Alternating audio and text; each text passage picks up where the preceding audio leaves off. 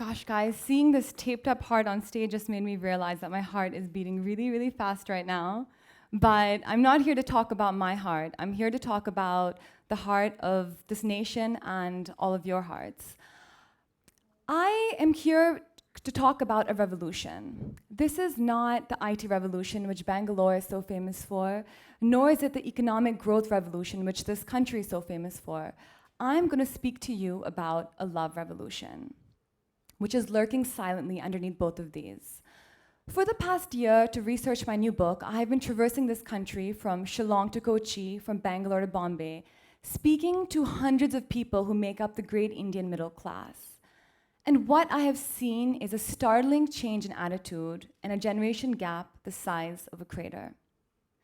The first thing to explode with this generation gap is the concept of the Indian arranged marriage. This small switch from arranged marriage to love marriage actually means a whole deal. It means that a social revolution is taking place, which will change forever the way our families are structured, our communities are formed, and the way love and sex in this country are handled. Young Indians today are very keenly interested in romance, in love, in self-exploration and discovery. The relationship landscape in this country has changed more in the past 10 years than it has in the past 10,000.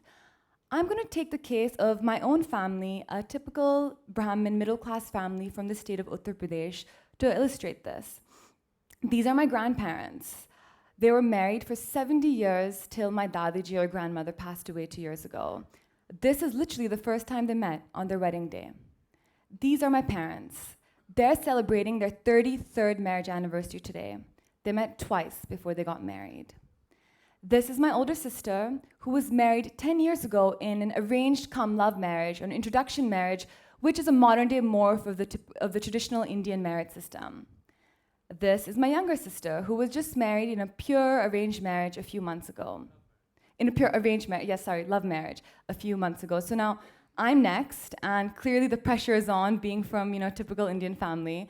And so I have to sort of think about all of these things very carefully. What I realized is that India is clearly falling in love, but there are certain hidden costs to this revolution, as there always are. The first cost is divorce. Divorce in India today stands at 10%, which is less than a lot of countries, but what is alarming is a steady increase. States like Kerala have seen an increase of 400% in the past decade.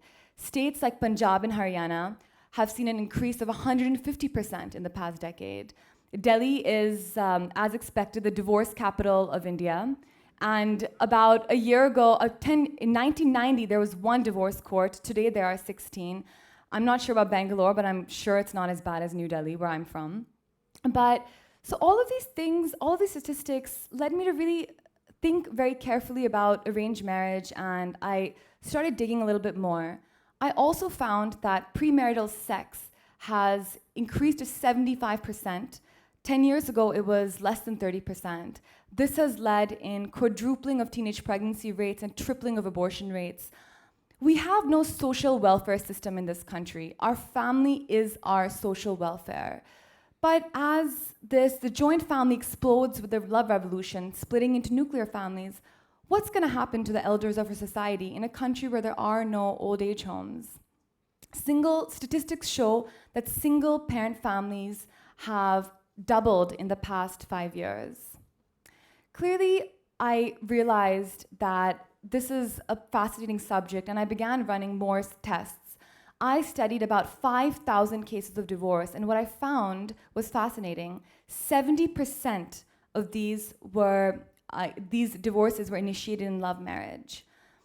My grandfather, always a stickler for tradition, used to say that if two people fall in love and get married, then what stops them from falling out of love and breaking the marriage?